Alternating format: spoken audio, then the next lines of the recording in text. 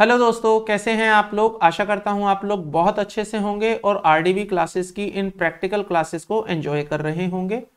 दोस्तों, आज की इस क्लास में मैं आपके साथ जो डिस्कशन करने वाला हूं वो बैलेंस शीट फाइनलाइजेशन की क्लास नंबर 2 है, जिसमें मैं आपके साथ बैलेंस शीट फाइनलाइजेशन का एक एरिया डिस्कस करूंगा। आज की क्लास में मैं आपके साथ किस बारे में बात करूंगा तो वो आपको सबसे पहले बता देता हूं, फिर उसी हिस्से पर चलेंगे और उस हिस्से की एक एक आइटम को पकड़कर उसका ऑपरेशन करना शुरू करेंगे। एक चीज और आपको बता दूं, जिन चीजों को हम आज डिटेल में पढ़ लेंगे या समझ लेंगे वही सारी डिटेल बाय डिफॉल्ट एप्लीकेबल हो जाएगी जब हम एक पार्टनरशिप फर्म की बैलेंस शीट फाइनल करेंगे, और वही सारी चीजें एप्लीकेबल होंगी जब हम एक कंपनी की बैलेंस शीट फाइनल करेंगे। बस दिखाने का, सजाने का रंग और रूप बदल जाएगा, फॉर्मेटिंग बदल जाएगी, कॉलम बदल जाएंगे, प्रेजेंटेशंस बदल जाएगी, बट जो हमारा अल्टीमेट कंसेप्ट है वो सेम रहेगा। ये अभी आपको समझ आ जाएगा जब मैं आपके साथ डिस्कशन स्टार्ट करूंगा। तो जो चीज मैं आज फाइनल कर लूंगा बिल्कुल सेम उसी पैटर्न पर, केवल फॉर्मेट को बदलते हुए मैं चीजें फाइनल करूंगा जब हम कंपनी और फर्म की बैलेंस शीट फाइनल कर रहे होंगे। तो आइए दोस्तों, आज की इस क्लास को शुरू करते हैं, समझते हैं क्या क्या चीजें मुझे आपके साथ करनी है और मुझे बतानी है। तो आज जो मेरा मेन टारगेट है वो ट्रेडिंग अकाउंट को लेकर रहेगा। आपको ऐसा लगेगा कि सर हमने बात तो मैन्युफैक्चरिंग अकाउंट से शुरू करी थी, बट मैन्युफैक्चरिंग अकाउंट को समझने से पहले मैं आपको ट्रेडिंग अकाउंट की कुछ बेसिक बातें बताना चाहता हूं, फिर हम मैन्युफैक्चरिंग अकाउंट पर मूव करेंगे और मैन्युफैक्चरिंग अकाउंट की आइटम कंप्लीट करके इस तरह से हम अपना ट्रेडिंग और मैन्युफैक्चरिंग पूरा कर जाएंगे। Then we will move to P&L account. तो देखिए, जो मेरा आज का टॉपिक है that is a trading account. And trading account केवल वो लोग बनाएंगे, मतलब मैं ये कह रहा हूं ओनली ट्रेडिंग अकाउंट केवल वो लोग बनाएंगे जो केवल और केवल ट्रेडिंग का बिजनेस करते हैं।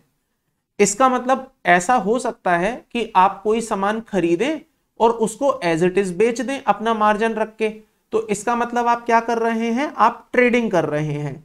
और जब आप ट्रेडिंग कर रहे हैं तो दोस्त आप मैन्युफैक्चरिंग अकाउंट नहीं बनाएंगे, आप केवल trading and profit and loss account बनाएंगे। लेकिन अगर आप कुछ सामान खरीदते हैं, उसको बनाते हैं, बनाने के बाद आप उसे फाइनल प्रोडक्ट में कन्वर्ट करते हैं, देन उसको बेचते हैं, तो आप यहां पर मैन्युफैक्चरिंग अकाउंट भी बनाएंगे और आप ट्रेडिंग अकाउंट भी बनाएंगे। मैन्युफैक्चरिंग आप इसलिए बनाएंगे क्योंकि आप मैन्युफैक्चरिंग कर रहे हैं, ट्रेडिंग आप इसलिए बनाएंगे क्योंकि आप वहां पर उस मैन्युफैक्चरिंग की ट्रेडिंग कर रहे हैं। मैन्युफैक्चरिंग करने के बाद आप बेच रहे हैं, तो आपको दोनों बनाने हैं। तो आज की क्लास जो मेरी रहेगी वो ट्रेडिंग अकाउंट के डिस्कशन पर है। इसका मतलब मैं ये अज्यूम करके चल रहा हूं आप एज इट इज खरीदते हैं और एज इट इज उसमें अपना मार्जिन ऐड करके या उसको पैक करके बेच देते हैं। तो इस कंसेप्ट के साथ हम अपना ट्रेडिंग अकाउंट का एक फॉर्मेट देखेंगे। फॉर्मेट के बाद मैं एक एक आइटम पकड़ूंगा और उसका ऑपरेशन स्टार्ट कर दूंगा। आइए, आपके सामने एक ट्रेडिंग अकाउंट मैंने रखा हुआ है। आप ऐसा बिल्कुल भी ना समझे कि जो प्रेजेंटेशन यहां पर है, जिस हिसाब से मैंने यहां लिखा हुआ है वैसे ही आपको बनाना है, ऐसा बिल्कुल नहीं है। आप इसे अपने हिसाब से तोड़ मोड़ सकते हैं, ऊपर नीचे भी कर सकते हैं, एड लेस कुछ भी आप कर सकते हैं। मैं करके भी दिखाऊंगा आपको, इसमें मैं बहुत सारी चीजें जो मैंने नहीं लिखी हैं वो लिख के भी दिखाऊंगा। तो यहां पर सबसे पहले शुरुआत समझ लेते हैं फॉर्मेट वाइज। सबसे पहले आपको यहां पर लिखना होगा उस बिजनेस का नाम जिस बिजनेस की आप ये बैलेंस शीट बना रहे हैं। अच्छा, एक और बात मैं आपको बता दूं दोस्त, आपकी जानकारी के लिए बता रहा हूं, बैलेंस शीट और स्टेटमेंट ऑफ अफेयर दो वर्ड आपको आपकी लाइफ में सुनने को मिलेंगे, कई बार सुनने को मिलेंगे। एक शब्द होगा बैलेंस शीट, एक होगा स्टेटमेंट ऑफ अफेयर। दोनों में क्या फर्क होगा? तो फर्क यह होगा, जब हम बात करते हैं बिजनेस के लिए, बिजनेस की बैलेंस शीट बताइए, तो हम बात करते हैं बैलेंस शीट के रेस्पेक्ट में। जब मैं जानना चाहता हूं बिजनेस की फाइनेंशियल पोजीशन क्या है, बिजनेस के पास कितने एसेट हैं, बिजनेस के पास कितनी लाइबिलिटीज हैं, तो मैं बनाता हूं बैलेंस शीट। लेकिन अगर मैं किसी नॉन बिजनेस वाले बंदे की, मान लीजिए मैं जॉब करता हूं एग्जांपल के लिए, और मैं जानना चाहता हूं मेरे पास कितनी एसेट है, मेरे पास कितनी लाइबिलिटीज हैं, तो क्या मैं अपनी बैलेंस शीट बनाऊंगा? बैलेंस शीट जैसी ही चीज बनाऊंगा, लेकिन उसे मैं बैलेंस शीट नहीं कहूंगा, उसे मैं कहूंगा स्टेटमेंट ऑफ अफेयर्स। तो ये फर्क है दोनों में। हम जो सीख रहे हैं वो बैलेंस शीट सीख रहे हैं, हम स्टेटमेंट ऑफ अफेयर नहीं सीख रहे। तो मेरा यहां समझाने का पर्पज ये था कि जब हम बैलेंस शीट की बात कर रहे हैं तो हम बिजनेस की बात कर रहे हैं, हम प्रोफेशन की बात कर रहे हैं, हम किसी इंडिविजुअल व्यक्ति की बात नहीं कर रहे हैं। अब वो चाहे बिजनेस प्रोप्राइटरशिप का हो, चाहे फर्म का हो, चाहे कंपनी का हो, हम बिजनेस की बात कर रहे हैं। तो यहां सबसे पहले आपको दिखानी होगी उस फर्म का नाम या उस बिजनेस का नाम जिसके लिए आप ये बैलेंस शीट या ट्रेडिंग अकाउंट बना रहे हैं। सो यहां पर मैंने एग्जांपल के लिए ले लिया है एबीसी कंपोनेंट। अच्छा, इसका मैं आपको पीडीएफ भी दे दूंगा और इसका एक्सेल भी आपको वही नोट्स वाले फोल्डर में मिल जाएगा, आप उसे डाउनलोड कर सकते हैं और इस फॉर्मेट को यूज कर सकते हैं। तो मैं आपको 3 हिस्सों में फॉर्मेट दूंगा। एक बार मैं दूंगा आपको मैन्युफैक्चरिंग अकाउंट का फॉर्मेट, एक मैं दूंगा आपको ट्रेडिंग का, एक दूंगा P&L का, और जब तीनों समझा दूंगा तो मैं एक आपको फाइनल फॉर्मेट दे दूंगा जिसमें मैन्युफैक्चरिंग, ट्रेडिंग और P&L तीनों एक ही फाइल में होंगे। तो आप उसे यूज कर सकते हैं अपने रेफरेंस के लिए। आइए दोस्तों, तो सबसे पहले आपने यहां पर लिख दिया कंपनी का मतलब बिजनेस का नाम जो भी आपका रहेगा। उसके बाद आप नीचे लिखेंगे यहां पर प्रोप्राइटर कौन है इसके अंदर। ये इसलिए जरूरी है क्योंकि इससे पहचान बनी रहती है कि हम कौन से व्यक्ति की बैलेंस शीट रिव्यू कर रहे हैं और कौन से बिजनेस की कर रहे हैं, और बिजनेस में मालिक कौन है। मालिक एक ही होगा, प्रोप्राइटर में 2 मालिक हो नहीं सकते। क्लियर। अब देखिए इसके बाद फिर आप लिखेंगे यहां पर trading and profit and loss account for the year ended 31 मार्च 2022। तो अब हम क्योंकि बैलेंस शीट जो बना रहे हैं वो 31 मार्च 2022 की बनाएंगे, तो यहां पर 31 मार्च 2022 आ जाएगा। दोस्तों एक बात आपको शायद मालूम होगी बट फिर भी मैं बता दूं इस अजम्पशन के साथ कि आपको शायद ना पता हो, जो आपका P&L अकाउंट होता है, चाहे वो ट्रेडिंग हो चाहे मैन्युफैक्चरिंग हो, ये हमेशा एक समय अवधि का होता है, ये एक पर्टिकुलर पीरियड का होता है, एक समय अंतराल का होता है। मतलब इस समय के बीच में क्या हुआ ये उस समय का होता है। लेकिन जो आपकी बैलेंस शीट होती है ना, वो एक पर्टिकुलर पॉइंट ऑफ टाइम की होती है। कभी बैलेंस शीट एक समय अवधि की नहीं होती, एक साल की बैलेंस शीट नहीं होती। बैलेंस शीट होती है किसी एक पर्टिकुलर समय बिंदु पर, पॉइंट ऑफ टाइम पर। आज की बैलेंस शीट क्या है, जो आज की बैलेंस शीट है वो कल अलग हो सकती है, परसों अलग हो सकती है, उसके अगले दिन अलग हो सकती है। बट ये जो P&L अकाउंट है ये किसी एक समय अवधि का नहीं होता। कोई मुझसे कहे मुझे आज का P&L दो, आज का P&L का मतलब आज के पूरे दिन का P&L होगा, किसी एक बिंदु का P&L नहीं होगा। तो यहां पर जब भी आप ट्रेडिंग अकाउंट या P&L अकाउंट लिखेंगे तो यहां पर आता है for the year, for the year. जबकि बैलेंस शीट जब आप लिखेंगे तो वहां पर आएगा एज ऑन या आएगा एज एट, केवल एक समय बिंदु की। ठीक है, तो ये बैलेंस शीट में मैं आपको बताऊंगा जब बैलेंस शीट पर पहुंचूंगा, बट फिलहाल आपको क्या है लिखना है यहां पर फॉर द ईयर, ये इस समय की बैलेंस शीट है। आइए सेल में मोटा मोटा हेड्स समझ लेते हैं, कौन कौन से हेड आते हैं और फिर इसका डिस्कशन स्टार्ट करेंगे। तो पहला हेड है आपके सामने सेल्स। सेल्स को हम कहते हैं टर्नओवर। और अगर आप मान लीजिए किसी प्रोफेशनल के केस में बना रहे हैं बैलेंस शीट ट्रेडिंग अकाउंट, तो वैसे तो ट्रेडिंग बनता नहीं है क्योंकि प्रोफेशनल कोई ट्रेडिंग नहीं करता, बट वहां पर फिर आ जाएगा प्रोफेशनल रिसीप्ट या प्रोफेशनल सर्विसेज। तो ये सारी चीजें आप नोमेनक्लेचर वाइज लिखेंगे। पहली शुरुआत ही आपकी कहां से होगी, सेल्स से होगी। अब सेल के अंदर क्या दिख रहा है ये मैं आपको अभी डिस्कशन में समझाऊंगा। दूसरी आइटम जो आप दिखाएंगे that is a closing stock. Services के केस में क्लोजिंग स्टॉक नहीं होता है, तो अगर आप किसी ऐसे व्यक्ति की बैलेंस शीट बना रहे हैं जो कि सर्विस देने का बिजनेस करता है, अव्वल तो वहां पर आप ट्रेडिंग अकाउंट बनाएंगे ही नहीं, बट फिर भी अगर आप बना रहे हैं तो वहां पर क्लोजिंग स्टॉक नहीं दिखाया जाएगा। अब आप आएंगे debit side of the trading account पर, तो यहां पर शुरुआत होगी आपकी ओपनिंग स्टॉक से। फिर आपका हेड आएगा परचेजेस। परचेजेस का ब्रेकअप कैसे दिखाया जाएगा, क्या क्या चीजें होंगी ये मैं भी आपको एक्सप्लेन करूंगा। और फिर आएंगे आपके डायरेक्ट एक्सपेंसेस। डायरेक्ट एक्सपेंसेस में क्या क्या चीजें आती हैं और before finalising those direct expenses आपको क्या क्या चीजें फाइनल करनी है, देखनी है, चेक करनी है, वो मैं अभी डिस्कस करूंगा। जब आप ये सारा काम कर लेंगे, सेल आपने ले ली, क्लोजिंग स्टॉक आपने ले लिया, ओपनिंग स्टॉक ले लिया, परचेजेस ले ली, डायरेक्ट एक्सपेंस आपने माइनस कर दिए, तो वहां पर आप निकालेंगे अपना result, that is the gross profit. और ये जो ग्रॉस प्रॉफिट होगा ये आपका कैरी ओवर हो जाएगा in the profit and loss account as gross profit. अगर मान लीजिए आपको ग्रॉस प्रॉफिट नहीं हुआ है तो माइट भी आपको क्या हुआ है, ग्रॉस लॉस हुआ है, और ये जो ग्रॉस लॉस होगा फिर वो कैरी ओवर हो जाएगा to the debit side of P&L account as gross loss. तो जब हम P&L डिस्कस करेंगे वहां पर बाद में आ जाएंगे। फिलहाल मेरा टारगेट है आज ट्रेडिंग अकाउंट को डिटेल में डिस्कस करना। आइए ट्रेडिंग अकाउंट की सबसे पहली आइटम उठाता हूं आपके सामने, जो कि है सेल्स। सेल्स से ना करते हुए ओपनिंग स्टॉक से शुरुआत करते हैं। तो मैं एक एक करके एक एक आइटम उठाता जाऊंगा और आपको बताता जाऊंगा while finalising this particular item आपको क्या क्या चीजें ध्यान रखनी है और आप ये चीजें कहां कहां से उठा सकते हैं, कहां कहां से ला सकते हैं। आइए सबसे पहले बात करी मैंने आपसे आज ओपनिंग स्टॉक के बारे में।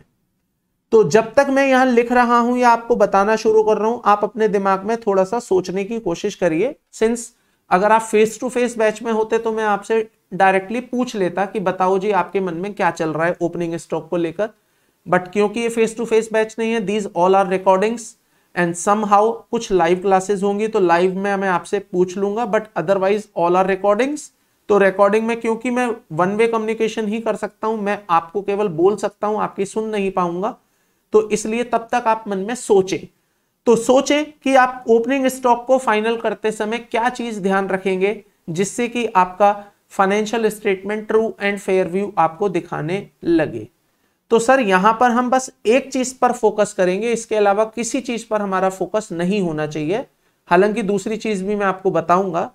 जो खास बात यह है, मेन बात यह है कि जो मेरा ओपनिंग स्टॉक है दैट मस्ट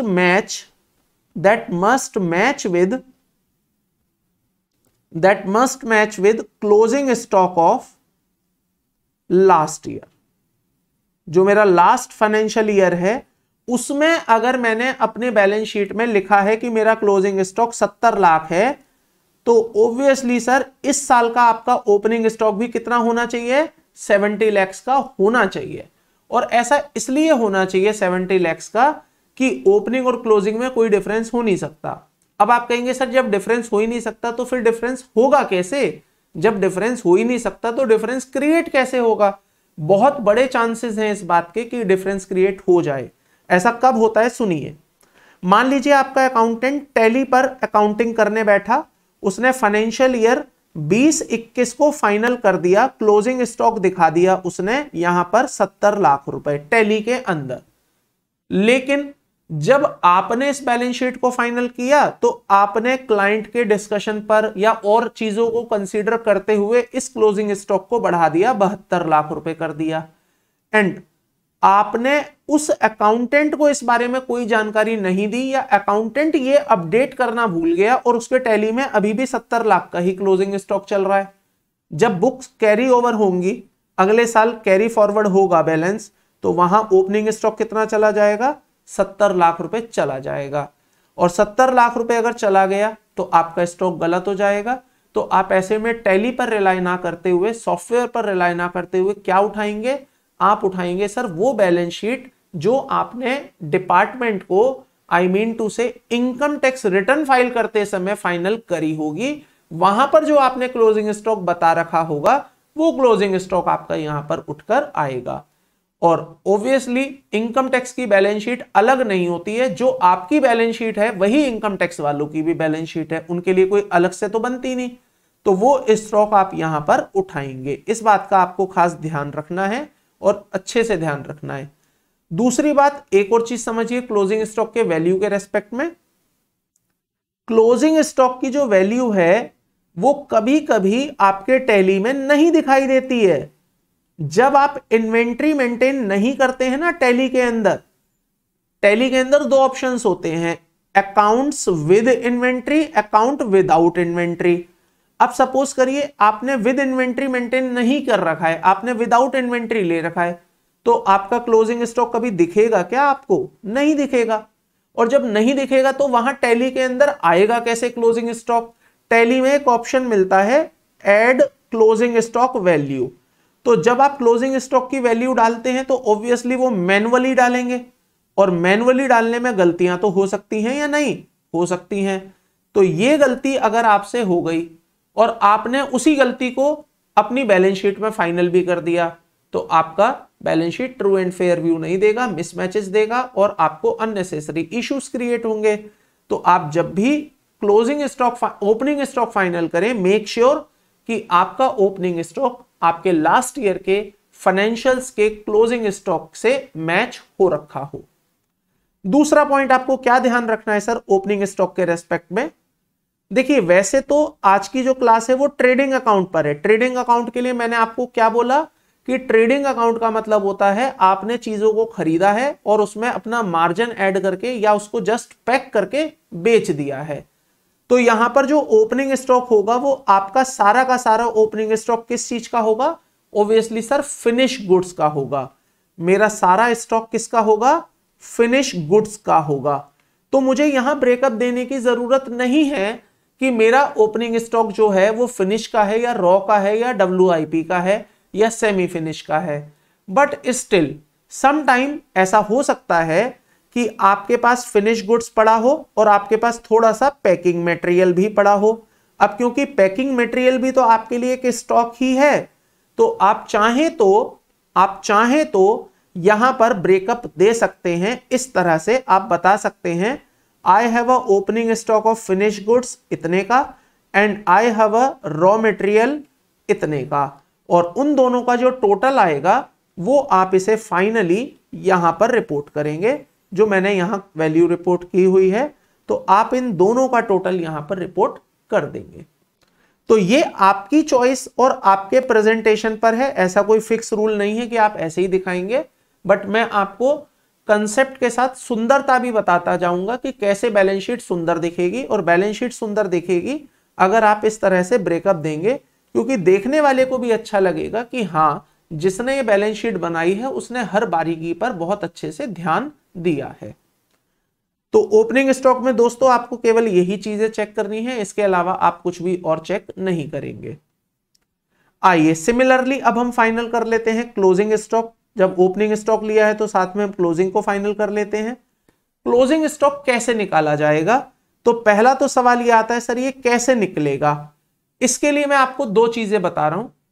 अगर आपकी अकाउंटिंग सॉफ्टवेयर अच्छे हैं, आपकी अकाउंटिंग सॉफ्टवेयर में इन्वेंट्री के साथ काम हुआ है, तो आपको आपकी अकाउंटिंग सॉफ्टवेयर ही बता देगी क्लोजिंग स्टॉक कितना है।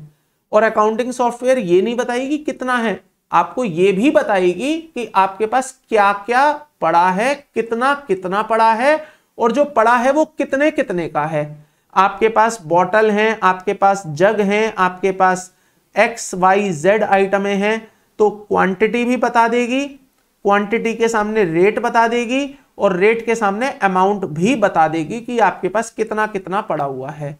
और वो जो अमाउंट आपका निकल कर आएगा वो आपका क्लोजिंग स्टॉक फाइनल हो जाएगा। अब क्या मैं टैली पर रिलाई कर लूंगा? क्या टैली जो मुझे बता रही है, मेरा अकाउंटिंग सॉफ्टवेयर जो मुझे स्टॉक बता रहा है, क्या मैं उस पर रिलाई कर लूंगा? द आंसर इज नो, मुझे इस पर रिलाई नहीं करना है। मुझे कुछ काम करने हैं ऐसा सही, मतलब इसको सही व्यू देने के लिए। वो काम क्या क्या है समझिए। अब मैं बात आपसे कर रहा हूं क्लोजिंग स्टॉक के रेस्पेक्ट में आपको क्या क्या करना होगा। सबसे पहले तो आपको अकाउंटिंग रिकॉर्ड्स निकालने होंगे, उससे देखना है कि आपका क्लोजिंग स्टॉक कितना आ रहा है। एक स्टेप, जब आपने अकाउंटिंग रिकॉर्ड का क्लोजिंग स्टॉक निकाल लिया, तो अब अगर पॉसिबल है डू फिजिकल स्टॉक चेकिंग। आप फिजिकल चेक करिए उसको। फिजिकली अगर पॉसिबल हो पा रहा है तो आप रैंडम बेसिस पर फिजिकल देखिए। अगर पॉसिबल है तो पूरे का फिजिकल देखिए कि आपके पास क्या फिजिकल स्टॉक उतना है या नहीं। 101% केसेस में मैं बता दूं आपका मैच नहीं होगा। बहुत गलतियां हो जाती हैं बिजनेस करते समय। छोटे बिजनेसेस में तो फिर भी एक बार को मैच हो जाए, बड़े में गलतियां हो जाती हैं, मैच ही नहीं होता। हमारी बुक्स कह रही है मेरे पास 100 पीस पड़े हैं, जब स्टॉक देखने गए तो वहां पता चला जी हमारे पास तो 95 पीस पड़े हैं। तो अब आप इसको कैसे अकाउंट फॉर करेंगे? आपको इसको अकाउंट फॉर करना पड़ेगा। कैसे करेंगे? तो इसका आप रीजन ढूंढिए, रीजन क्या है। अब रीजन आपको पता चला कि सर मेरा ना माल खो गया था, 5 पीस खो गए थे, मुझे पता ही नहीं चले कहां चले गए, मिस हो गए। तो ऐसे में क्या मैं अपना क्लोजिंग स्टॉक 100 पीस का ही दिखाता रहूं अपने ट्रेडिंग अकाउंट में? अगर मैं ऐसा करता हूं, मैं 100 पीस का ही स्टॉक दिखाता हूं, तो ये ट्रू एंड फेयर व्यू नहीं देगा। क्यों नहीं देगा? क्योंकि आपको हमेशा पता रहेगा कि मेरी बुक्स में 100 पीस हैं, लेकिन जब कभी आपसे कोई कस्टमर 100 पीस मांगने आएगा तो आप उसे कहेंगे नहीं भाई साहब, मैं आपको बिल कितने का दे पाऊंगा?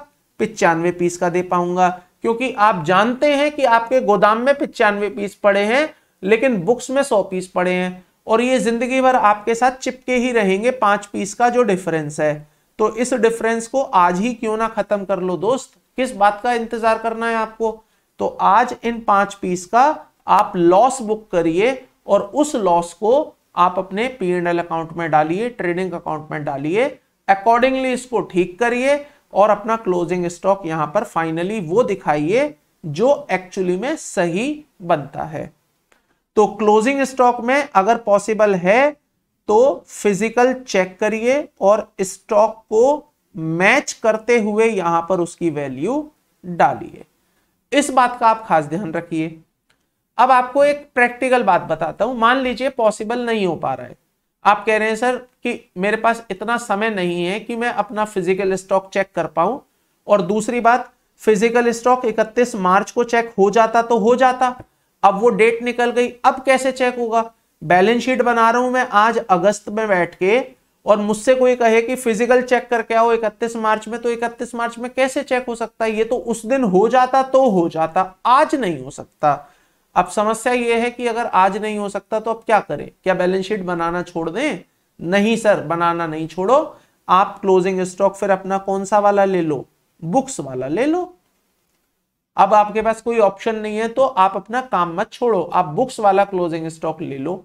लेकिन अगेन मैं कहूंगा मेक श्योर कि ये ओवर स्टेटेड ना हो, मतलब ये एक्सेस बढ़ाया ना हो, ये अंडर स्टेटेड ना हो, एक्सेसिवली इसको घटाया ना हो, ये रीजनेबल हो जो एक्चुअली में आपका होना भी चाहिए था।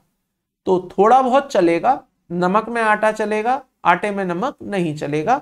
आपने देखा क्लोजिंग स्टॉक 20 लाख का आ रहा है, लेकिन ड्यू टू सम रीजन आपको इसे बढ़ाना पड़ रहा है। So make it increase, make it decrease, but बहुत ज्यादा वेरिएशन मत करिए। अननेसेसरी आपको बाद में इश्यूज आ सकते हैं और आपकी बैलेंस शीट तो देखो गलत व्यू देगी ही देगी उस केस में। तो क्लोजिंग स्टॉक फाइनल करते में आप इस बात का खास ध्यान रखेंगे। क्लोजिंग स्टॉक में एक बात और आपको ध्यान रखनी है, जब भी आप क्लोजिंग स्टॉक डालें तो उसका ब्रेकअप अपने पास जरूर बना के रखें। ब्रेकअप का मतलब आपके पास क्वांटिटी कितनी है, आपके पास रेट क्या था उसका, आपके पास अमाउंट कितना है उसका, और क्वांटिटी में भी इस बात का ब्रेकअप बना के रखें कि आपकी इनवर्ड कितनी आई, मतलब आपने परचेस कितना किया, आपने सेल कितना किया। तो क्वांटिटी वाइज इसका डिफरेंस आप बना के रखिए। Why I am asking this? Balance sheet में तो अच्छा है, जब आप ये ब्रेकअप देंगे वहां तो अच्छा ही है। एक जगह आपको इसकी जरूरत पड़ेगी, जब आप अपनी इनकम टैक्स रिटर्न भरेंगे ना, और आपका मान लीजिए टैक्स ऑडिट होना है, तो जब आप टैक्स ऑडिट वाली बैलेंस शीट की आईटीआर भरते हैं तो वहां आईटीआर में आपको आपके स्टॉक का डिटेल देना होता है, और वहां आपसे आईटीआर का कॉलम पूछता है कितना क्वांटिटी आपने परचेस किया, कितना क्वांटिटी आपने सेल किया, और कितना क्वांटिटी आपके पास क्लोजिंग स्टॉक बच गया। तो अगर ये डिटेल आपने बना ही नहीं रखी होगी तो फर्स्ट ऑफ ऑल तो आप बैलेंस शीट नहीं बनाएंगे, और अगर बैलेंस शीट चलो जैसे तैसे अमाउंट से बना भी ली तो आईटीआर में आपको दिक्कत आएगी। तो मेक श्योर कि आप ये ब्रेकअप जरूर बना के रखें, और ये वो चीजें हैं जो क्लोजिंग स्टॉक फाइनल करते समय आपको ध्यान रखनी है। आई होप यहां तक की बातों पर हम क्लियर हो गए होंगे। अगर आपका फिर भी क्लोजिंग स्टॉक से लेकर कोई रिलेटेड भी कोई डाउट है तो आप अगेन मुझे वही उसी माध्यम से कनेक्ट करेंगे, या तो ईमेल या फोन या व्हाट्सएप। आइए अब हम चल रहे हैं अपनी next item, that is the sale. Sale को मैं दो हिस्सों में आपको एक्सप्लेन करूंगा। एक हिस्सा मैं करूंगा इसका प्रेजेंटेशन वाला और एक हिस्सा मैं इसका करूंगा टेक्निकल पार्ट वाला। तो पहले मैं आपसे डिस्कस करता हूं सेल की प्रेजेंटेशन कैसे देनी है। तो प्रेजेंटेशन के बाद फिर मैं आपको टेक्निकल एस्पेक्ट बताऊंगा कि टेक्निकली आप इन चीजों में कैसे फाइनल करेंगे और कहां से फाइनल करेंगे। सुनिएगा, जब आप सेल दिखाते हैं तो आपको प्रेजेंटेशन वाइज दो ऑप्शंस मिलते हैं। एक ऑप्शन ये कि आप अपने ट्रेडिंग अकाउंट पर लिखें सेल्स या सेल्स रेवेन्यू और उसके आगे लिखें अनेक्शर। अनेक्शर मतलब आप कह रहे हैं कि बैलेंस शीट देखने वालों, सेल का अमाउंट तो तुम यहां से देख लो और डिटेल देखने के लिए तुम चले जाओ अनेक्शर के ऊपर। फिर आप एक क्या करेंगे, अनेक्शर बनाएंगे। अनेक्शर के अंदर क्या लिखेंगे, detail of sale. Detail of sale लिखेंगे और उस सेल के अंदर आप डिटेल देना शुरू कर देंगे। बट मैं इस प्रेजेंटेशन को सही मानता हूं, पूरी तरह से सही नहीं मानता हूं। ये अच्छी है लेकिन पूरी तरह से अच्छी नहीं है। कमियां बताऊंगा क्या है इसमें। तो मैं दूसरी प्रेजेंटेशन आपको क्या सजेस्ट कर रहा हूं, आप ट्रेडिंग अकाउंट में आइए। ट्रेडिंग अकाउंट में आने के बाद आप लिखिए सेल्स और सेल्स की दो कैटेगरीज बनाइए। दो कैटेगरीज बनाइए। अगर आपकी 3 कैटेगरी के बिजनेस है तो 3 कैटेगरी बनाइए। ये 3 कैटेगरी क्या है मैं आपको बताता हूं। ये वो कैटेगरी है जो जीएसटी वाले मुझे कहते हैं कि भैया हमारे यहां जो सप्लाई होती है ना वो 3 तरह की होती है। एक टैक्सेबल सप्लाई, एक होती है निल और एग्जेम्प्टेड सप्लाई और एक हमारे यहां होती है zero rated supply. Zero rated का मतलब हो गया एक्सपोर्ट वाली सप्लाई। तो आप क्या करिए, जब सेल लिखें P&L अकाउंट में ट्रेडिंग में तो आप सेल्स लिखिए। सेल के नीचे एक कैटेगरी बनाइए टैक्सेबल सेल, उसके नीचे एक कैटेगरी बनाइए निल और एग्जेम्प्टेड और उसके नीचे एक कैटेगरी बनाइए जीरो रेटेड। अगर आप एक्सपोर्ट करते हैं तो जीरो रेटेड लिखिए वरना मत लिखिए। अगर आप निल रेटेड करते हैं तो निल रेटेड लिखिए वरना मत लिखिए। अगर आप टैक्सेबल करते हैं वो तो करते ही होंगे ऑब्वियसली। अगर आप केवल निल रेटेड करते हैं तो निल लिखिए। अब जैसे मेरे केस में देखिए मैंने क्या किया, मैंने यहां पर सेल्स लिखी। सेल के नीचे फिर मैंने फर्दर कैटेगरी दे दी लोकल सेल 18 वाली 5 वाली, इंटर सेल 18 वाली 5 वाली। यहां से देखने वाले को ये मोटे तौर पर बिना अनेक्शर पर जाए पता चल जाएगा कि अच्छा ये कितनी सेल लोकल करते हैं मतलब इंट्रा करते हैं और कितनी सेल ये इंटर करते हैं।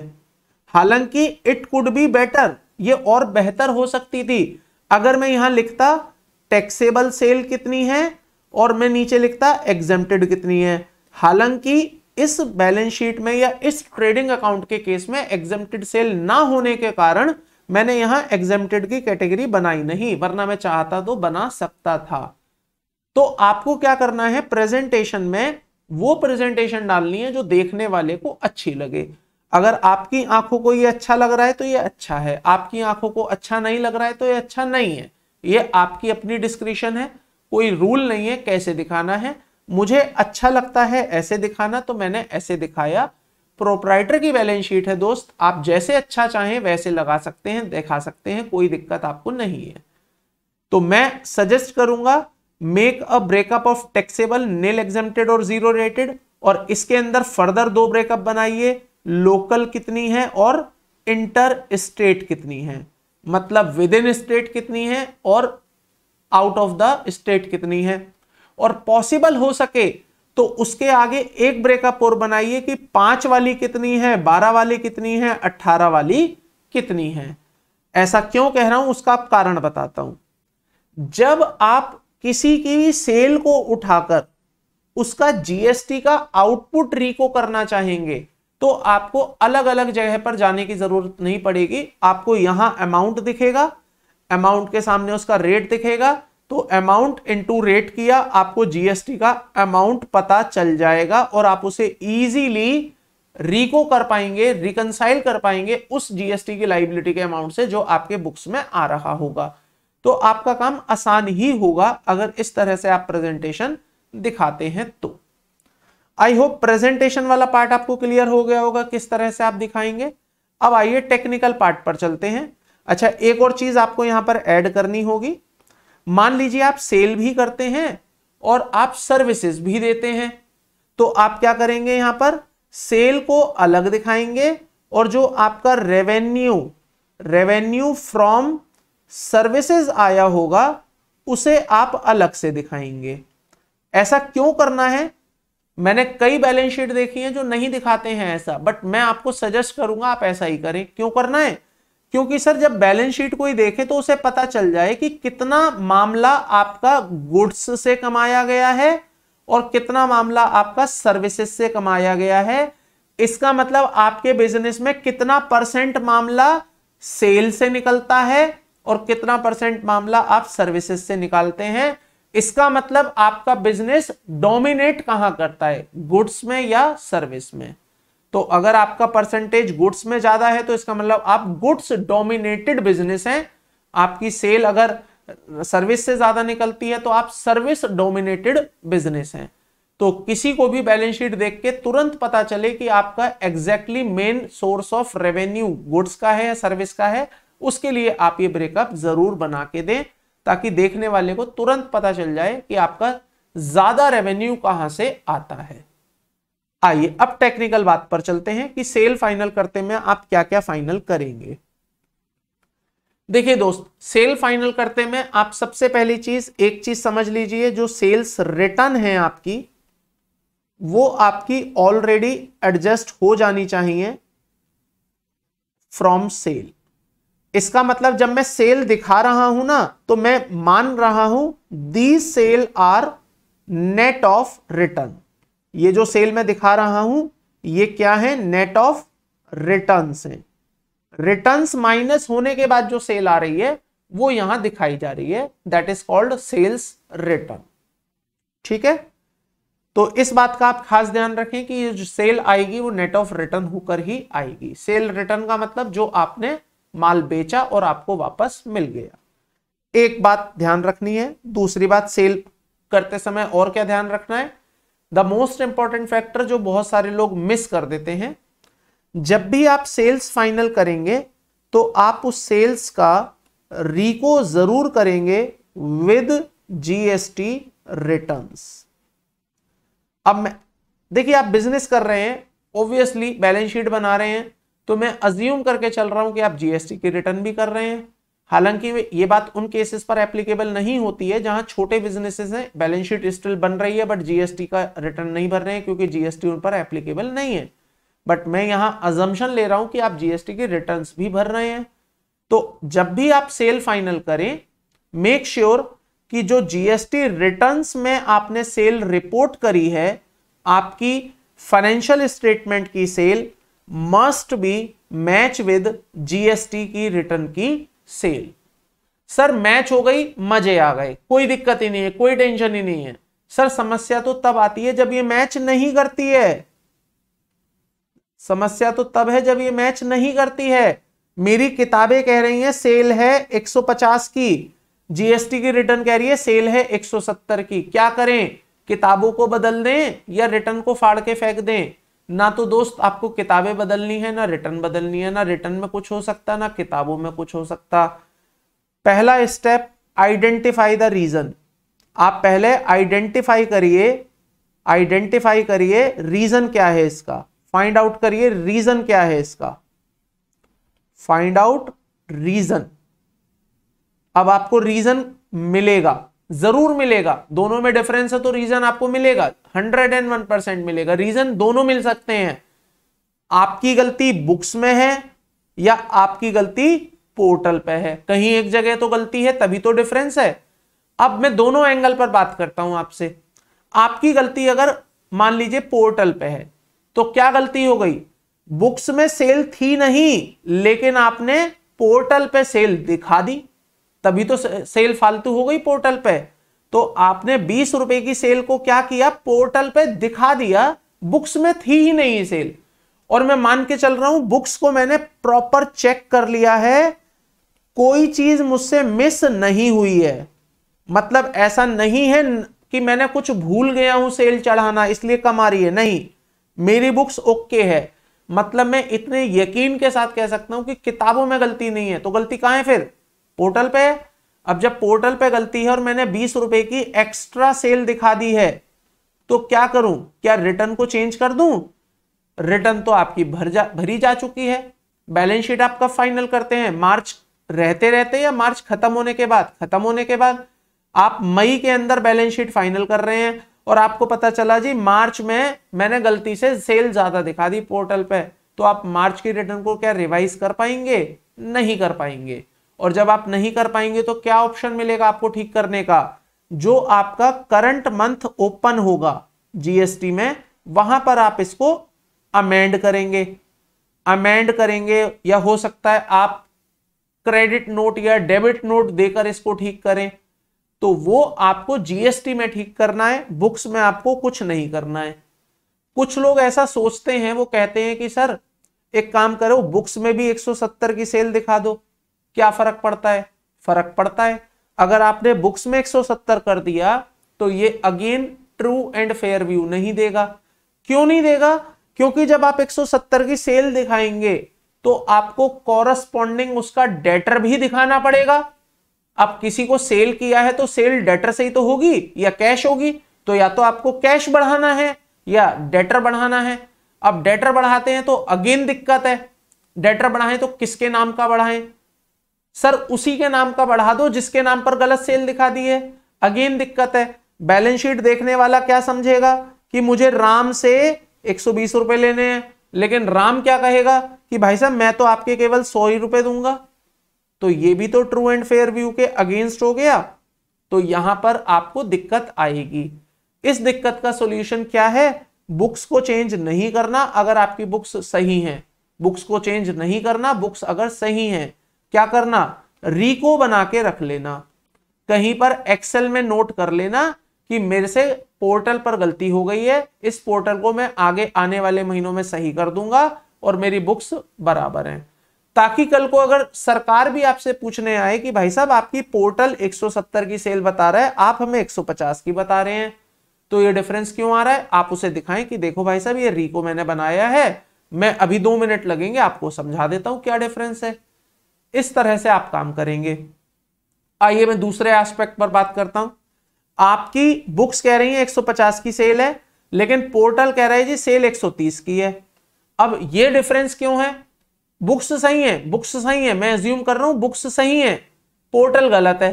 अब पोर्टल गलत होने का क्या कारण है कि सर मैंने एक बिल काटा था लेकिन वो बिल पोर्टल पे दिखाने से रह गया, क्या मैं उस महीने की रिटर्न में दिखा सकता हूं? नहीं सर, वो महीना तो क्लोज हो गया, भर दी रिटर्न आपने, तो क्या करेंगे? उस बिल को शो करेंगे आप उस करंट मंथ की रिटर्न में जो आपका महीना ओपन पड़ा होगा, तो वहां पर आप उसको या तो अमेंड करेंगे या ऐड करेंगे, as the case may be. तो आपको पोर्टल सही करना है और अगेन आपको उसका क्या करके रखना है? रिको बना के रखना है, रिको बना के रखना है। आइए दोस्त अब बात करते हैं अपोजिट केस की।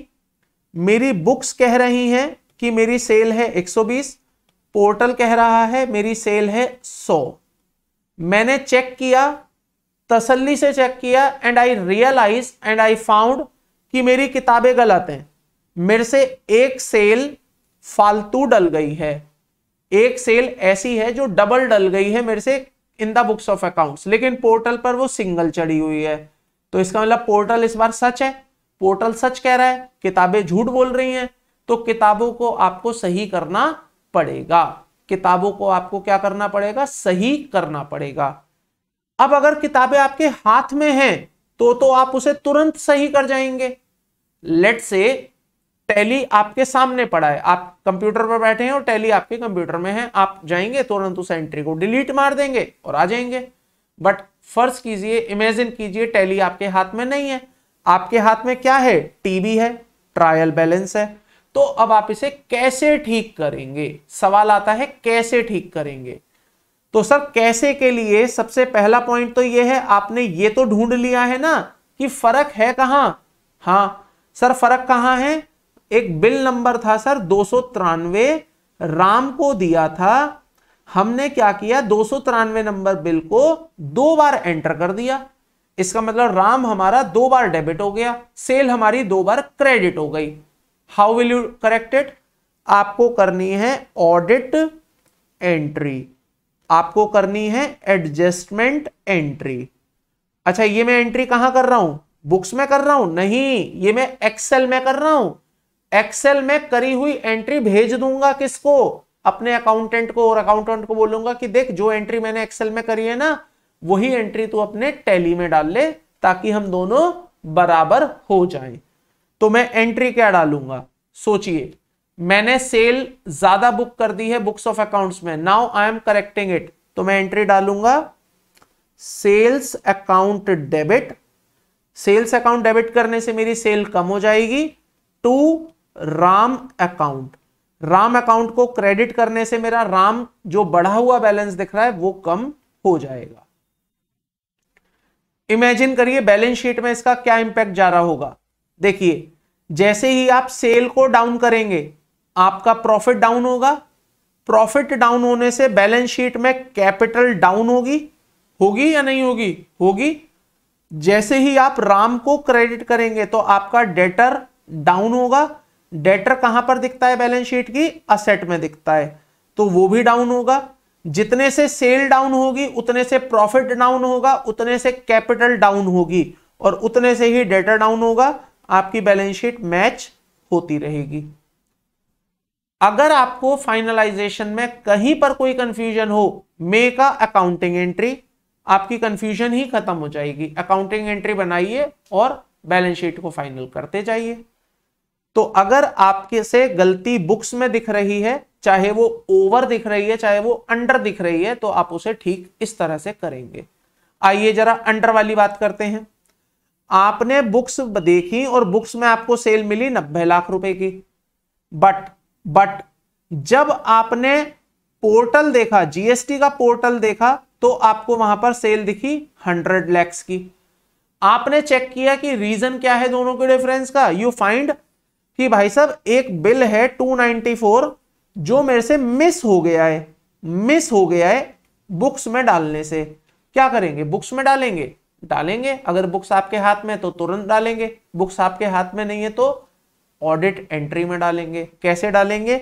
आप बुक करेंगे सेल्स, तो आप क्या करेंगे? डेटर को डेबिट कर लेंगे और सेल्स को क्रेडिट कर देंगे। मैं ये मान के चल रहा हूं जीएसटी अभी कहानी में नहीं है, अगर जीएसटी भी है तो अकॉर्डिंगली आप उसका जीएसटी भी बुक कर लेंगे, आउटपुट जीएसटी।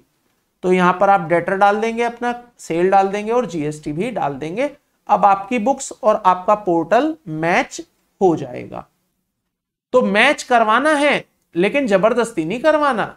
अगर सही रीजन की वजह से मैच होता है तो करवाना है, otherwise leave it, make a reco, और अगले साल में जाके उसको पोर्टल पे ठीक कर लेना या बुक्स में ठीक कर लेना, as the case may be. तो सेल में एक ये एस्पेक्ट है जो आप जरूर जरूर जरूर ध्यान रखेंगे। दूसरा एस्पेक्ट समझिए, अगर मान लीजिए आपने कोई डेबिट नोट इश्यू करे हैं, आपने कोई क्रेडिट नोट इश्यू करे हैं in respect of any sale, तो आप उनको भी अकाउंट फॉर जरूर करेंगे और वो सेल के साथ ही एडजस्ट करवा दिए जाएंगे। फॉर एग्जाम्पल, आपने किसी को माल बेचा 10 रुपए का, चलिए 100 रुपए का आपने माल बेचा, एंड 2 दिन बाद आपको पता चला कि भाई ये जो मैंने तुम्हें माल 100 रुपए का बेचा है ना, गलती से 100 का बेच दिया, ये माल होना चाहिए 105 का। तो आप अपने कस्टमर को क्या एक फिर से 5 रुपए का बिल देंगे? नहीं सर, अब हम कस्टमर को 5 रुपए का डेबिट नोट देंगे।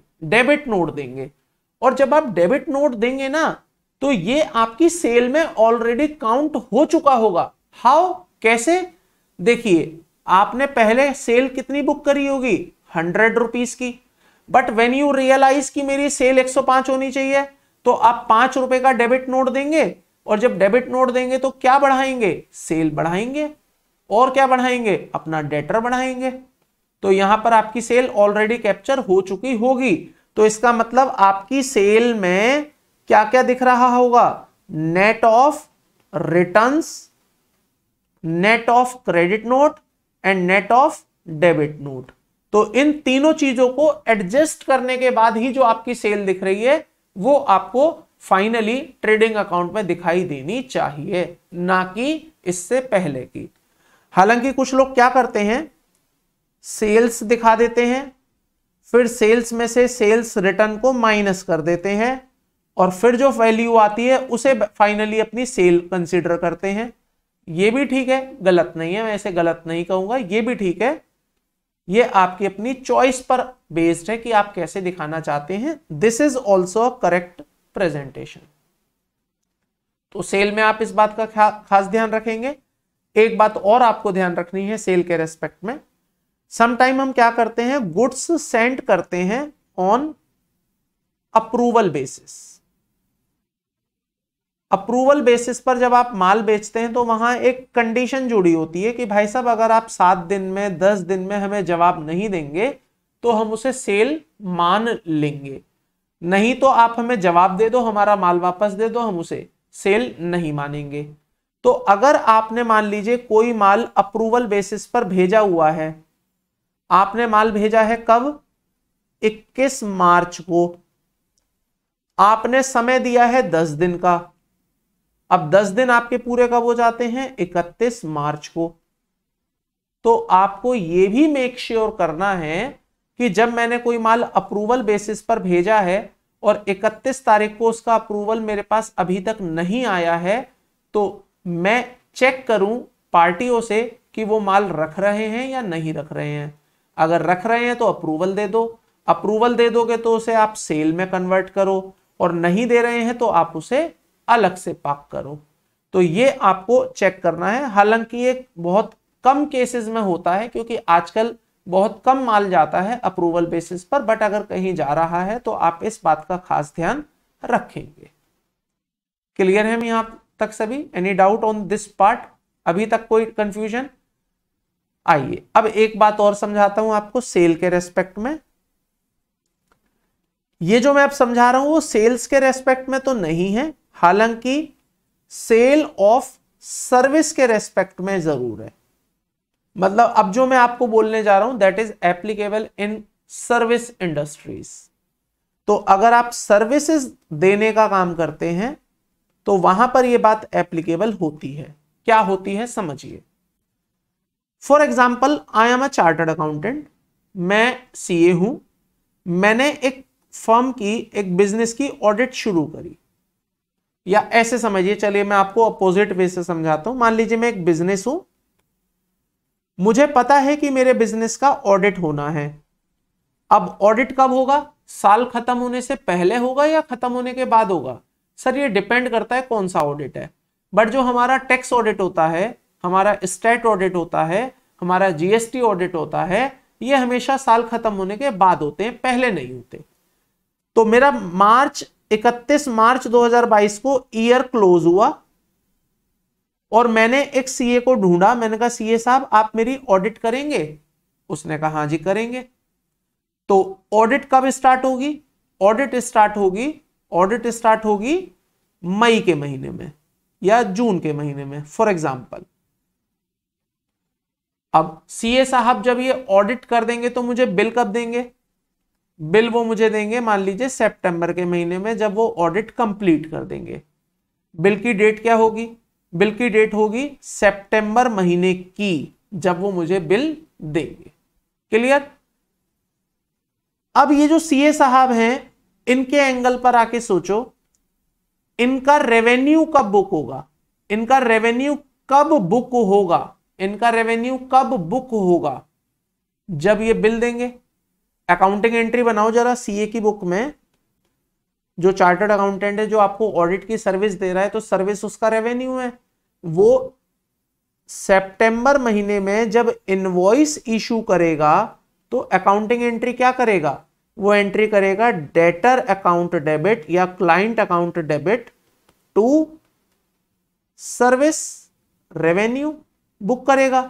बट ये सर्विस रेवेन्यू कहां बुक होगा? सितंबर में बुक होगा।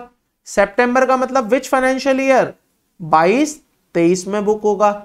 बट आपको नहीं लगता कि ये जो इसने सर्विस दी है, ये जो इसने सर्विस दी है वो रिलेट करती है कहां से? रिलेट करती है कहां से? पिछले फाइनेंशियल ईयर से। तो इसका कुछ एलिमेंट पिछले में जाना चाहिए। लेकिन ऑन दी अदर हैंड ऐसे समझो कि अगर सीएनएस काम ही मई में स्टार्ट किया है तो उसने पिछले फाइनेंशियल ईयर में कोई काम ही नहीं किया, तो रेवेन्यू बुक नहीं होना चाहिए। अब मैं थोड़ा सा एग्जांपल को चेंज करता हूं। मान के चलते हैं मैंने सीए साहब को बोला फरवरी के महीने में, फरवरी कौन सा? फरवरी 2022। मैंने कहा सीए साहब देखो ऑडिट होना है, आप मई में जो ऑडिट करेंगे क्यों ना आप उस ऑडिट को पहले स्टार्ट कर दीजिए। आप अपनी टीम मार्च के महीने में ही मेरे यहां भेजना शुरू कर दो, कम से कम बेसिक वाला काम तो शुरुआत करे। तो सीए साहब ने कहा ठीक है, मैं अपनी टीम और कभी कभी मैं विजिट कर लेंगे आपके पास मार्च के महीने में, मतलब ऑफिशियली आपका ऑडिट स्टार्ट हो जाएगा in the month of March. तो सीए साहब ने काम शुरू कर दिया है मार्च में, लेकिन काम कंप्लीट कब होगा? वही जून में जाकर कंप्लीट होगा या सितंबर में जाकर कंप्लीट होगा अगले फाइनेंशियल ईयर में। फाइनेंशियल ईयर लग गया 22-23। अब सवाल यह आता है जब सीए साहब बिल बनाएंगे तो रेवेन्यू कहां बुक करेंगे? 22-23 में बुक करेंगे। लेकिन क्या उन्होंने पिछले फाइनेंशियल ईयर में काम किया है? हां किया है, 1 महीना तो उन्होंने यहां भी काम किया है।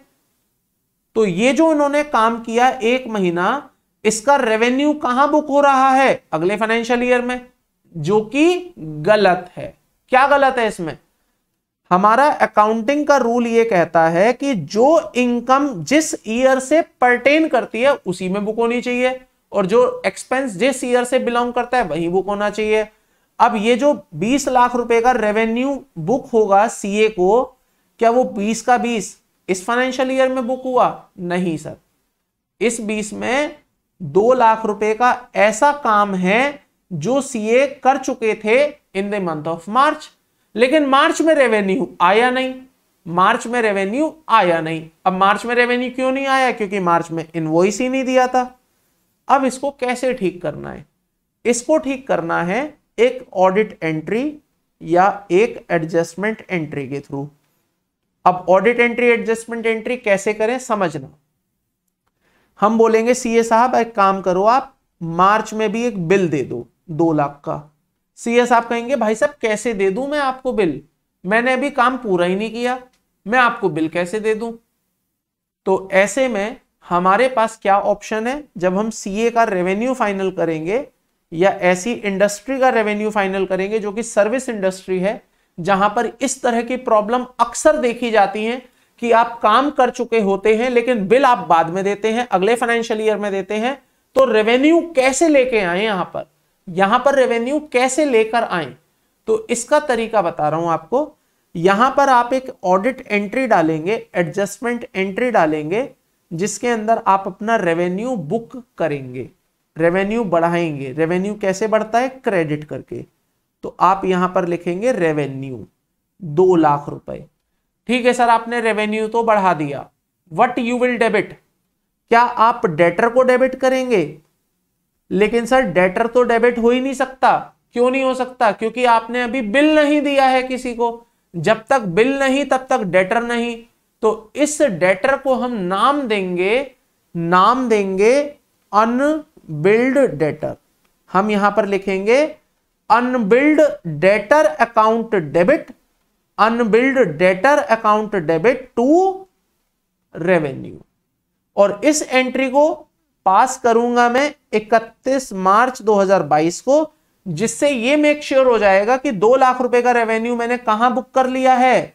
मैंने ये बुक कर लिया है in the relevant financial year. अब बताइए 2 लाख रुपए कहां बैठेगा? P&L अकाउंट के क्रेडिट में, इनकम में। और ये वाला 2 लाख रुपए कहां जाके बैठ जाएगा? ये बैठ जाएगा सर बैलेंस शीट की असेट के अंदर, जहां आपके डेटर दिखते हैं ना, वही दिखेंगे अनबिल्ड डेटर। और अनबिल्ड नाम क्यों दे रहा हूं? ताकि देखने वाले को भी समझ आ जाए बैलेंस शीट कि भाई साहब ये वो 2 लाख रुपए हैं जो काम हो चुका है लेकिन अभी बिल नहीं गया है। ठीक है, कुछ लोग मेरे से पूछते हैं कि सर यहां पर जीएसटी का इंप्लीकेशन क्या होगा। कोई इंप्लीकेशन नहीं होगा जीएसटी का, कोई इंप्लीकेशन नहीं होगा, क्योंकि जीएसटी का इंप्लीकेशन कब होता है, सप्लाई पर। सप्लाई कब बनेगी, जब बिल आएगा या जब एडवांस आएगा। ना तो बिल आया है ना एडवांस आया है, अभी तो केवल क्या हुआ है, अक्रूवल बुक हुआ है, अक्रूवल ऑफ रेवेन्यू बुक हुआ है, कोई जीएसटी नहीं आएगा। आइए दोस्त, अब हम 2 महीने आगे चलते हैं। सितंबर का महीना आ गया, सीए साहब ने अब एक्चुअली में इनवॉइस इशू कर दिया। कितने का करेंगे, 18 लाख का या पूरे 20 का, पूरे 20 का करेंगे सर। अब जब ये पूरे 20 का रेवेन्यू बुक करेंगे, इनवॉइस इशू करेंगे, तो एंट्री क्या करेंगे, एंट्री करेंगे अपनी किताबों में डेटर अकाउंट डेबिट 20 लाख। ये सीए की बुक्स बता रहा हूं मैं आपको, या उस ऑर्गेनाइजेशन की बुक्स बता रहा हूं जो सर्विस देने का काम करती है। तो अपनी बुक्स में एंट्री करेंगे debtor account debit 20 lakh to revenue. लेकिन सर अगर रेवेन्यू 20 लाख से एंट्री करेंगे तो बड़ी समस्या हो जाएगी। फिर तो यहां पर क्या होगा, 20 लाख रुपए का रेवेन्यू अगर इन्होंने बुक कर लिया तो रेवेन्यू तो डबल हो जाएगा। 2 लाख आप पहले बुक कर चुके हो, 20 आप फिर से बुक कर रहे हो, इसका मतलब आप तो ओवरऑल 22 लाख रुपए का रेवेन्यू कर रहे हो।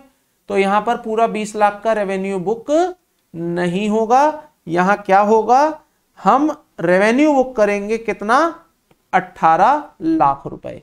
अच्छा जीएसटी कितने पर देंगे, जीएसटी पूरे 20 पर देंगे, बट बुक्स में रेवेन्यू कितना दिखेगा, 18 लाख, क्योंकि 2 लाख कहां दिख चुका है, पिछले फाइनेंशियल ईयर में दिख चुका है। सर लेकिन ये एंट्री तो आपकी मिसमैच हो गई, डेबिट में 20 है, क्रेडिट में 18 है, बाकी 2 लाख कहां गए। तो देखो जो मैंने अननेसेसरी अपनी किताबों में एक लेजर ओपन किया था ना अनबिल्ड डेटर के नाम से, आज वो मेरे को छोड़कर चला जाएगा। अनबिल्ड डेटर कहेगा कि आपका मेरा साथ कहां तक था, सितंबर तक था, आज आपको फाइनली पैसे बिल मिल गया, बिल्ड आपने दे दिया, तो अब अनबिल्ड खत्म हो जाएगा और मेरी एंट्री यहां पर मैच हो जाएगी, और जो मेरा ट्रू एंड फेयर व्यू होना चाहिए था वो भी मुझे मिल जाएगा। क्योंकि ट्रू एंड फेयर व्यू के मुताबिक 2 लाख रुपए का रेवेन्यू पिछले फाइनेंशियल ईयर में बुक हो जाना चाहिए था, जो कि नहीं हो पा रहा था because of the invoice not issued.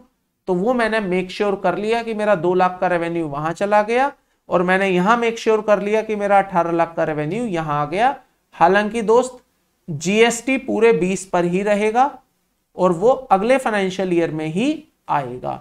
GST में कोई चेंज नहीं है, जीएसटी पूरे 20 पर ही रहेगा। तो आई होप यहां तक आपको क्लियर हो गया होगा कि सेल्स में आप क्या फाइनल करेंगे।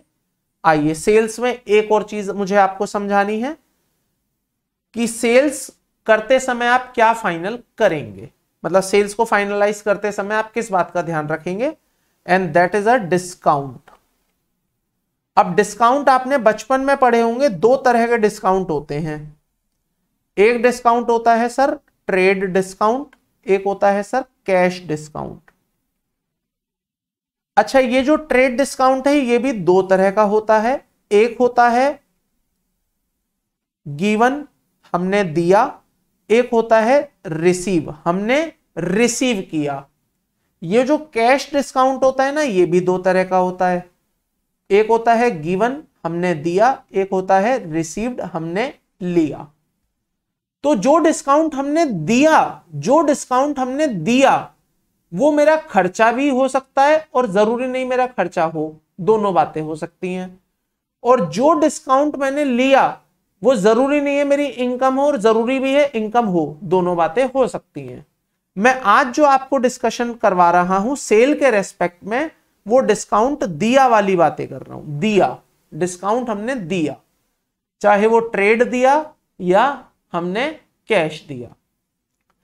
ट्रेड डिस्काउंट कैसे काम करता है, सपोज करिए मेरे पास एक लैपटॉप का शोरूम है, मेरा एचपी का शोरूम है। मेरे पास एक कस्टमर आया, कस्टमर कह रहा है सर मुझे 10 लैपटॉप चाहिए, कितने के दोगे। मैंने कहा देख भाई एक लैपटॉप दूंगा तेरे को 10,000 रुपए का, 10 लैपटॉप हो गए 1 लाख रुपए के। मैं बिल बना दूंगा कितने का, 1 लाख रुपए प्लस जीएसटी का। क्लियर। अब कस्टमर मुझे एक ऑफर दे रहा है, कस्टमर कह रहा है सर मैं आपसे 10 लैपटॉप ना लेके अगर 20 लैपटॉप ले लूं तो क्या कोई डिस्काउंट होगा? मैंने कहा हाँ भाई होगा ना, बिल्कुल होगा। मैंने उसको बोला कि जो 10,000 रुपए का लैपटॉप है वो अब मैं तेरे को दूंगा 9,900 रुपए का, 100 रुपए का डिस्काउंट है एक लैपटॉप पर, तो 20 लैपटॉप पर कितना हो गया? 2,000 का डिस्काउंट हो गया। अब मेरा सवाल है आपसे, मैं बिल कितने का बनाऊंगा? क्या मैं अब 20 लैपटॉप इंटू 9900 रुपए का बनाऊंगा या मैं 20 लैपटॉप को 10,000 रुपए का ही बनाऊंगा? तो सर आपके ऊपर डिपेंड करता है आप क्या करना चाहते हैं। अगर आप कहें कि मैं 20, अगर आप ये कहें कि मैं 20 लैपटॉप इंटू 10,000 रुपए का ही बिल बनाऊंगा, मतलब बिल तो मैं अभी कितने का ही बनाऊंगा? 20 लाख का जो भी अमाउंट था, कितना था? 2 लाख का। बिल तो मैं कितने का बनाऊंगा? 2 लाख का बनाऊंगा। तो फिर आपकी सेल कितनी दिखाई देगी? आपको सेल दिखाई देगी 2 लाख रुपए। आप जब ट्रेडिंग अकाउंट बनाएंगे तो यहां पर आपकी सेल कितनी आएगी? 2 लाख रुपए।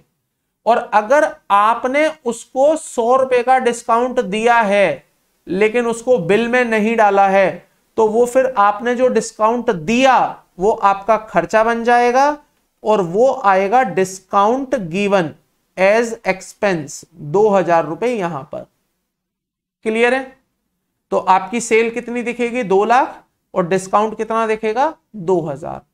लेकिन अगर आप इस ऑप्शन पर जाते हैं कि सर मैं तो क्या करूंगा, सेल का बिल बनाते समय ही डिस्काउंट देके नेट से ही बिल बना दूंगा, मतलब मैं बिल कितने का बनाऊंगा? 20,000 इंटू 9,900, तो मैं बिल ही बना दूंगा सर 20 इंटू 9,900 जो कि है 1,98,000। तो वहां पर आपको सेल कितनी दिखाई देगी आपकी बुक्स में? सर वहां मुझे सेल दिखाई देगी 1,98,000। और जब ये 198 दिखेगी तो क्या आपको डिस्काउंट दिखाना है? नहीं सर, फिर आपको डिस्काउंट नहीं दिखाना है। अच्छा, फायदा किस में है, पहले ऑप्शन में या दूसरे ऑप्शन में? मैं आपको हमेशा बोलूंगा दूसरा ऑप्शन ज्यादा फायदेमंद है, क्योंकि पहले ऑप्शन में आप जीएसटी लगाएंगे कितने पर? 2 लाख पर, और दूसरे ऑप्शन में जीएसटी कितने पर लगेगा? 198 पर। तो आप थोड़ा सा बायर के पर्सपेक्टिव से सोचिए, जो खरीदार है वो 2 लाख का जीएसटी देगा तो उसे ज्यादा पैसे देने पड़ेंगे, और जो यहां वाले केस में होगा तो कम पैसे देने पड़ेंगे। तो थोड़ा बहुत उसका भी तो भला सोचिए, उसका फायदा हो रहा है, कम जीएसटी देके काम हो रहा है, तो बेटर है 198 पर लगाइए। लेकिन अगर आप अपना फायदा सोच रहे हैं, आप चाह रहे हैं कि कस्टमर से मुझे ज्यादा जीएसटी मिल जाए, कैश मिल जाए, और मेरे पास तो बहुत सारा आईटीसी पड़ा है वहां से पे कर दूंगा, तो फिर पहला ऑप्शन अच्छा है, बट प्रैक्टिकली ये वाला ऑप्शन है। क्लियर? अब सिचुएशन फिर लेता हूं। कस्टमर आपके पास आया, कह रहा है सर 20 लैपटॉप चाहिए, एक लैपटॉप कितने का? आपने कहा भाई एक लैपटॉप है 10,000 का। उसने कहा ठीक है बिल बना दो। आपने बिल बना दिया 2 लाख रुपए का। बन गया? बन गया।